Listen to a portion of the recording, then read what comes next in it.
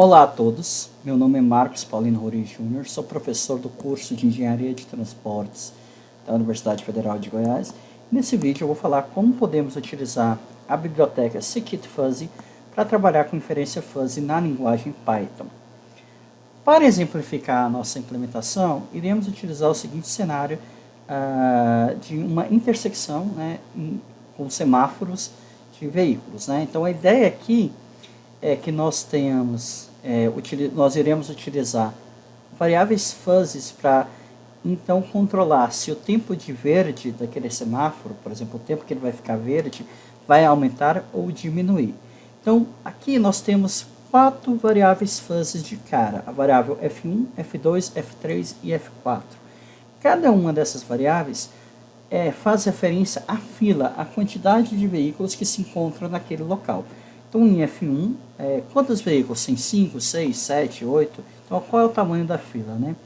Na F2, por aí vai, F3 e F4.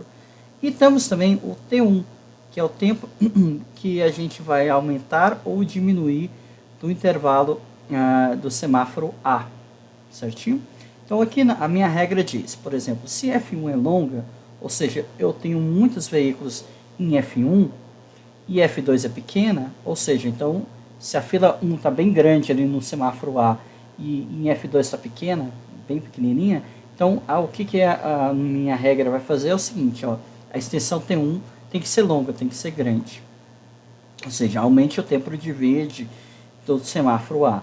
Se F3 é média ou F4, ou seja, a fila de veículos após o semáforo, F3 é média e F4 é pequena, então essa extensão ela aumenta de forma média. Agora, se F2, se a fila 2 do semáforo B que está grande, que está média, e F1 é pequena, então não aumente o semáforo, porque F2 já está à média. Então, para exemplificar, consideremos o seguinte, a variável fila, ela vai ter o nosso universo de discurso, nosso domínio vai de 0 a 20, e ela tem os seguintes conjuntos fuzzy, o conjunto pequena, média, longa e qualquer. Média é um conjunto triangular, fuzzy, que tem como primeiro ponto 0, ponto central 4 e 8. Média é 4, 8 e 12. Longa já é um conjunto trapezoidal com 8, 12, 20 e 20, com os seus pontos extremos. E o qualquer é um trapezoidal também com 0, 0, 20 e 20. E a variável extensão, ou seja, quanto que eu vou aumentar no meu conjunto no tempo de semáforo, tem também um intervalo de 0 a 20 segundos. E tem os seguintes conjuntos fuzzies. 0, que vai de 0 até 5. Curta também é triangular de 0, 5, 10. Média é triangular 5, 10, 15. E longa trapezoidal de 10, 15, 20 e 20. Certo? Então, para fazer isso, nós vamos trabalhar com a biblioteca scikit-fuzzy. Então, vamos para lá, para o Google Colab, para a gente fazer esse exemplo. Olá, pessoal! Agora eu estou aqui no Google Colab e eu vou mostrar para vocês, então, como podemos implementar o cenário que nós vimos usando a biblioteca scikit-fuzzy. Então, aqui no Google Colab, primeiramente, vamos clicar em Novo Notebook. O sistema, então, vai gerar um novo notebook para a gente trabalhar. Certinho? Eu vou primeiramente clicar aqui em texto, para dar o título de preâmbulo, para a gente fazer os nossos, clicar 2 vezes, preâmbulo, para fazer o nosso import. Tá? Ok? Então, primeiramente, antes de fazer qualquer tipo de import, nós precisamos instalar a biblioteca. A gente pode fazer isso usando o comando pip install, que é o gerenciador de pacotes do Python, scikit-fuzzy. Então, ao fazer isso, o gerenciador ele vai criar o nosso notebook e vai vir e instalar a biblioteca scikit-fuzzy. Ele baixa a biblioteca e instala para nós. Ok. Em seguida, eu vou fazer então importar as bibliotecas básicas. Então, vamos importar as bibliotecas básicas. Import numpy como np. Importar a biblioteca matplotlib.pyplot como prt. Ok. Feito esses imports, agora irei trabalhar com importar a biblioteca do scikit-fuzzy. Vamos importar as bibliotecas fuzzy. Então vamos lá, import skfuzzy como fuzz. E dentro dessa biblioteca skfuzzy, ela tem um módulo que é importante, que está separado da biblioteca geral, que é o módulo de controle. Nós iremos importá-lo da seguinte forma: from skfuzzy, importaremos o módulo de controle. Certinho?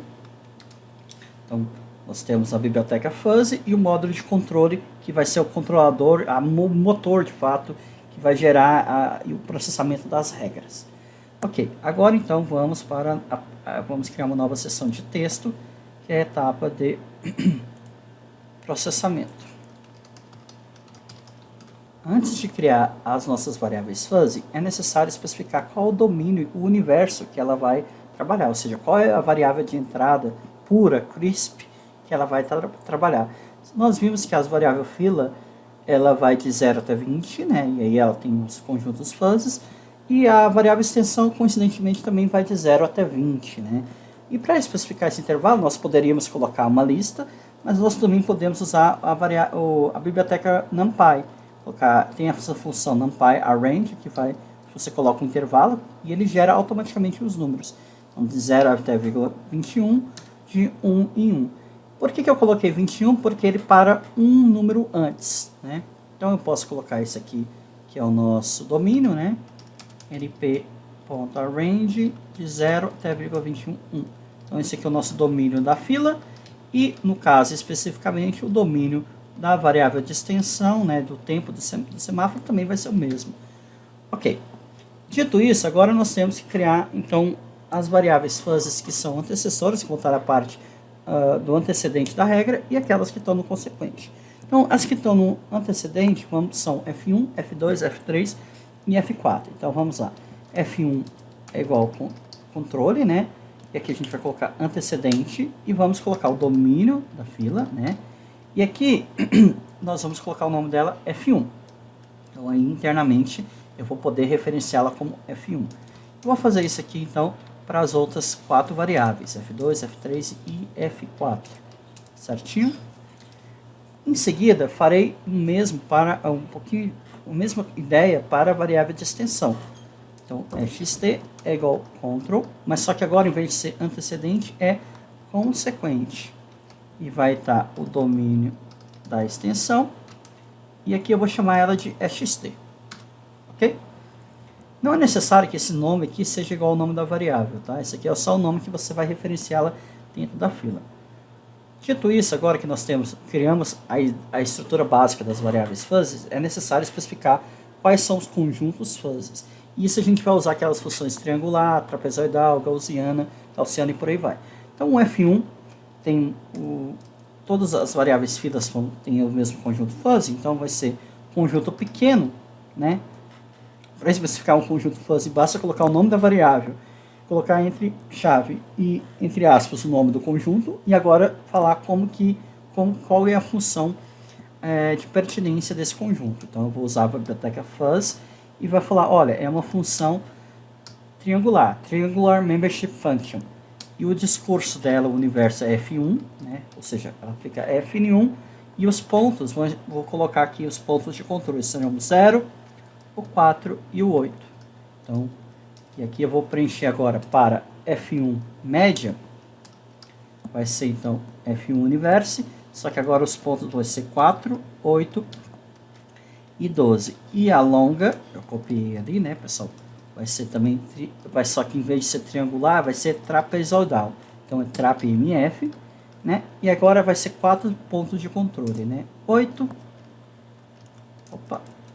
12, 20 e 20. Então, aqui nós criamos, então, essas é o conjunto das variáveis, dos conjuntos fuzzies da variável fuzzy F1. Então, nós vamos fazer isso para todas as outras variáveis, F2, F3, F4. Então, vou colocar aqui F2, F2. Pessoal, lembre de mudar aqui, ó, para F2, aqui no universo, tá? Senão vai dar problema. Então, coloca F2 aqui e também coloca F2 aqui, tá? F2, agora F3, lembre de mudar. E, por fim, F4. Então, esses são os conjuntos fuzzy dessas variáveis. Agora eu vou fazer a mesma coisa para a variável extensão, que tem os conjuntos fuzzy 0, que é fuzz.trimf, e aí aqui extensão universe, e os pontos são 005, que são os pontos de controle, e eu vou copiar aqui, né, para poder colocar os outros conjuntos fuzzies. É o curto, média e longa, e os outros pontos são 0, 5, 10, 5, 10, 15, 10, 15, 20, 20, e aqui é uma trapezoidal.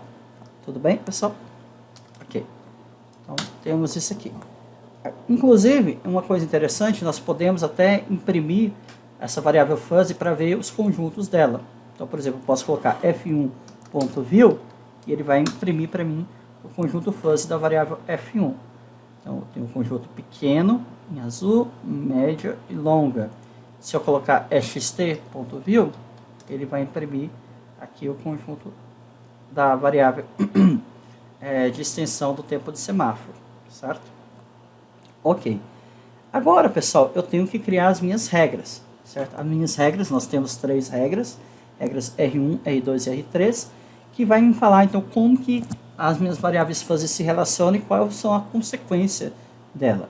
Então, eu vou criar a primeira regra R1.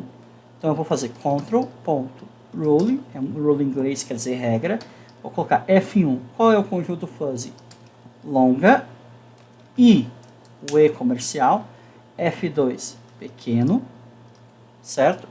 Vírgula, ou seja, esse aqui é o antecessor, esses elementos aqui, e o consequente é a extensão longa, ou seja, quando a minha variável F1 é longa e F2 é pequeno, então a extensão é longa.